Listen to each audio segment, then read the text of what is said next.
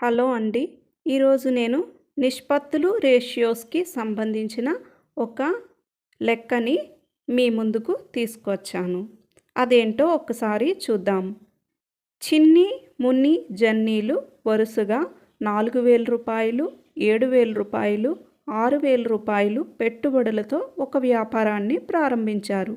ఒక సంవత్సరం తర్వాత వీరికి వచ్చిన మొత్తం లాభం రూ. 20,400. అయినా ఇందులో వీరి యొక్క వాటాలు ఎంతెంత? ఇది ప్రశ్న.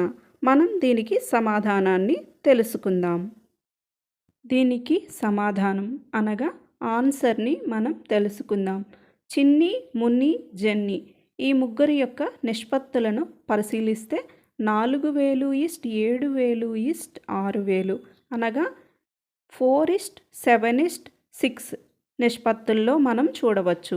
నిష్పత్తుల మొత్తము 4+7+6 దీని మొత్తము 17 అవుతుంది.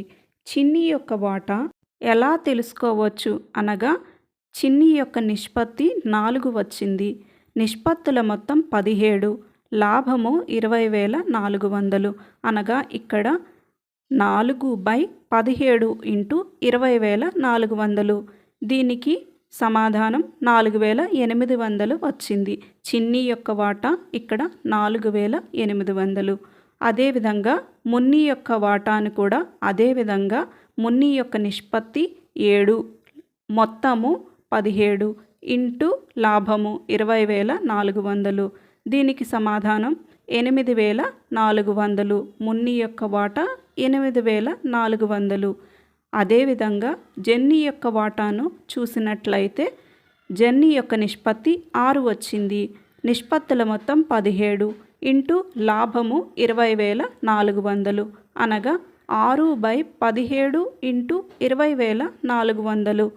దీనికి సమాధానం 7,200 వచ్చింది. అనగా చిన్ని యొక్క వాటా 4,800, మున్ని యొక్క వాటా 8,400, జెన్నీ యొక్క వాటా 7,200గా మనం చెప్పవచ్చు.